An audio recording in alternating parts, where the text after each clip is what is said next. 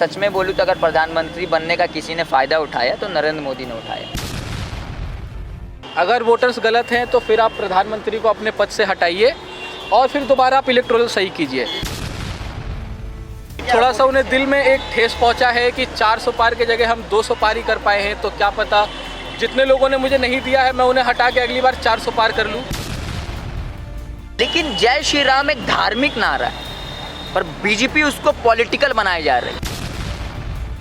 Nationalist Congress party NCP Sharad Pawar गुट की तरफ से आज कोलकाता के youth president advocate Arsalan Khalid ने इलेक्शन कमीशन के बाहर एक प्रोटेस्ट निकाली। इस प्रोटेस्ट में उन्होंने एसआईआर को लेकर के जोर शोर से आंदोलन किया। उनका कहना था कि जिस तरीके से एसआईआर एक बीमारी की तरह पूरे देश भर में फैल रहा है और अब उसका अगला निशाना बंगाल है, उसको रोकने के लिए एनसीपी कुछ भी करने को तैयार है। और इसी को लेकर के डेमोक्रेसी बचाने को लेकर के, बंगाल के लोगों को बचाने को लेकर के उन्होंने आज इलेक्शन ऑफिस में अपना डेपुटेशन दिया, जिसमें उन्होंने सारी बात बताई कि किस तरीके से बंगाल के लोगों के लिए एसआईआर एक बीमारी है और एसआईआर किस तरीके से बंगाल के लोगों को, बंगाल की डेमोक्रेसी को खत्म कर देगा। और इसी के साथ उन्होंने ये भी कहा कि जिस तरीके से बाकी सारे राज्यों में एसआईआर को लेकर के जो आवाज उठ रही है वो कितनी ज्यादा सही है। हाय हाय मोदी के नारे लगे। उनके साथ उनके कार्यकर्ताओं ने भी इस बात का नारा लगाया कि जिस तरीके से पूरे बंगाल में एसआईआर को लाने की बात कही जा रही है वो कितना ज्यादा गलत होगा और किस तरीके से ये एक अटैक माना जा रहा है डेमोक्रेसी पे, यानी कि एक हमारी जो लोकतंत्र है उस पर कहीं ना कहीं ये एक तरीके का निशाना साधा जा रहा है। उनका ये कहना था। इसी के साथ हम आपको ये भी बता दें कि इलेक्शन ऑफिस के ठीक बाहर उन्होंने इस प्रोटेस्ट को निकाला। इसी के साथ उनका ये भी कहना था कि जिस तरीके से लगातार वोट में धांधली हो रही है, वोटिंग लिस्ट में धांधली हो रही है, अचानक से लोगों के नाम गायब हो जा रहे हैं। बिहार का एग्जाम्पल लेकर के भी उन्होंने कहा कि जिस तरीके से वहां के सीनियर्स लीडर के जो नाम है वो ही वोटिंग लिस्ट से गायब हो जा रहे हैं, तो कहीं ना कहीं इसमें सरकार जो सेंट्रल गवर्नमेंट है उसका कहीं ना कहीं हाथ है, क्योंकि जिस तरीके से इतनी बड़ी चीजें हो रही हैं, सरकारी नाम गायब हो जा रहे हैं, बड़े बड़े नेताओं के नाम गायब हो जा रहे हैं, तो ये कोई छोटी मोटी बात नहीं है और इसे किसी कुछ भी करके बंगाल में लागू नहीं किया जाएगा। आइए आपको सुनाते हैं क्या कुछ कहा एडवोकेट अरसलान खालिद ने। आपने देखा होगा कि अभी संसद का कार्यक्रम चल रहा है, संसद का कार्यकाल चल रहा है, उसमें सभी विपक्ष दल के जो इंडिया अलायंस के जो मेंबर्स हैं वो लोग डेली प्रोटेस्ट कर रहे हैं। लेकिन जब चर्चा की बात आती है तो हमारे प्रधानमंत्री कभी लंदन भाग जाते हैं, कभी कीनिया चले जाते हैं। तो अगर सच में बोलूँ तो अगर प्रधानमंत्री बनने का किसी ने फ़ायदा उठाया तो नरेंद्र मोदी ने उठाया। उनको कोई जनता से फ़र्क नहीं है, उनको सिर्फ फ़र्क है अपने वो 300-350 करोड़ का जो उनका फ़्लाइट है वहाँ जाते हैं, बाहर जाके वो ढोलक पीटते हैं, तो इसी से उनको फ़र्क है। तो वैसे प्रधानमंत्री अगर देश के रहेंगे तो देश की जनता का क्या है। देखिए, जो आपने होम अफेयर्स की बात की और जो शुभेंदु अधिकारी जी की बात आपने की है, तो ये दोनों ही बेफालतू बात बोलते हैं, मैं बोलूँगा। क्योंकि शुभेंदु अधिकारी का मुझे आज तक ऐसा कोई बयान नहीं लगा जो एक मतलब लगे कि हाँ वो बयान देते। वो कभी भी, आप देखिए उस दिन वो गए कहीं पे, वो जा रहे थे, मैंने उनका ट्विटर पे एक वीडियो देखा, तो किसी बंदे ने उन्हें जय बांग्ला करके बोला। तो ये तो गर्व है हमारा, हम बोल सकते हैं। तो उनको वो चीज़ बुरा लग गया, क्योंकि उनको पता है कि हिंदुत्ववादी से ही उनकी सरकार बनेगी।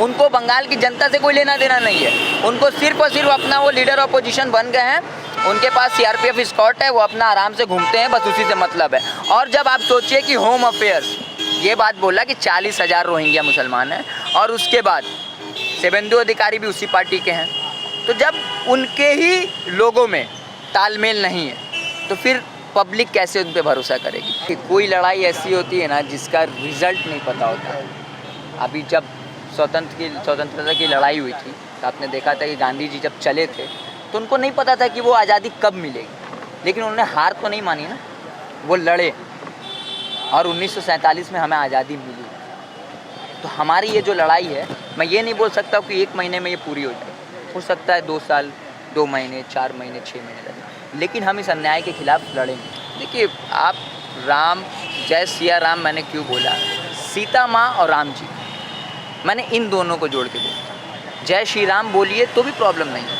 लेकिन जय श्री राम एक धार्मिक नारा है, पर बीजेपी उसको पॉलिटिकल बनाए जा रही है। राम के नाम पे वोट नहीं मांगा जाता है, ना राम के नाम पे वोट मांगिए, ना अल्लाह के नाम पे वोट मांगिए, ना किसी के नाम पे वोट नहीं मांगिए, आप अपने काम के नाम पे वोट मांगिए। लेकिन आप बंगाल में दोनों देखिएगा, एक राम पे मांगते हैं, एक अल्लाह पे मांगते हैं। मैं नाम नहीं लूँगा, मीडिया समझ जाएगी मैं किसके बारे में बोलना चाह रहा हूँ। इलेक्शन कमीशन जो कर रही है, लोगों को नाम हटा रही है, वो कहाँ तक सही है? अगर गलत वोटर्स हैं तो ये सिर्फ आपको स्टेट इलेक्शन में ही याद आ रहा है कि वोटर्स गलत है। आपका इलेक्शन हुआ था जो एमपी इलेक्शन, जिसमें आप प्रधानमंत्री चुने गए थे। अगर वोटर्स गलत हैं तो फिर आप प्रधानमंत्री को अपने पद से हटाइए और फिर दोबारा आप इलेक्टोरल सही कीजिए, फिर से आप इलेक्शन कीजिए। अगर प्रधानमंत्री चुन के आते हैं तो फिर हम सब मानने के लिए तैयार है। अगर आपको इतनी जल्दी है तो आप प्रधानमंत्री को भी हटाइए पद से, क्योंकि अगर इलेक्टोरल गलत है तो फिर उनसे चुने हुए हर प्रतिनिधि गलत है, चाहे वो एमपी हो, एमएलए हो, पीएम हो या सीएम हो। हमें सभी को हटाना पड़ेगा। आप सिर्फ वोटर्स को हटा के ये नहीं साबित कर सकते कि वोटर्स गलत है। लग रहा है कि उन्हें थोड़ा सा दिल में एक ठेस पहुंचा है कि 400 पार के जगह हम 200 पार ही कर पाए हैं। तो क्या पता जितने लोगों ने मुझे नहीं दिया है मैं उन्हें हटा के अगली बार 400 पार कर लूँ। तो बस यही कुछ चीज़ें हैं जो वो छुपाना चाह रहे हैं या छुपना चाह रहे हैं लोगों के सामने आने से। तो वो इन सब चीज़ों को ला रहे हैं सामने, आपके सामने SIR ला रहे हैं। NRC करने के लिए आपने बोला आज इतना साल हो गया, आप खुद लागू नहीं कर पाए, लेकिन इलेक्शन के टाइम पे आप इलेक्शन कमीशन को आगे करके NRC करवा रहे हैं। ये तो कोई अच्छी चीज़ नहीं है। अगर आपको NRC करना है आप अपनी मिनिस्ट्री से करवाइए, आपके लोगों को लाइए आगे।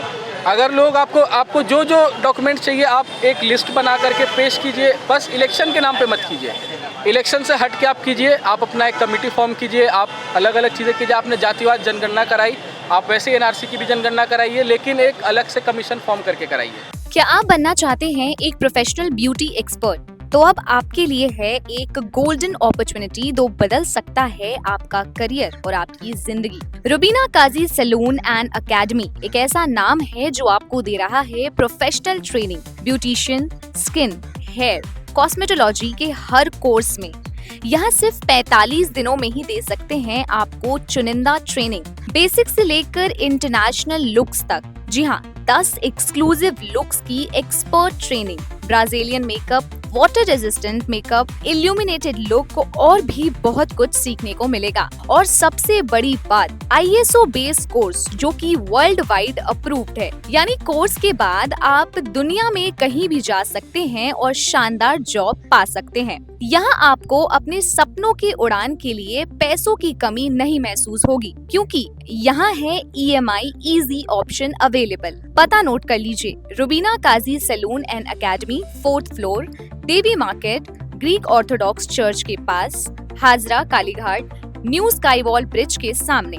तो इंतजार किस बात का, आज ही जुड़िए रुबीना काजी एकेडमी से और बनाइए अपना फ्यूचर और भी ज्यादा ब्राइट। सीट सीमित है, तुरंत संपर्क करें इस नंबर पर।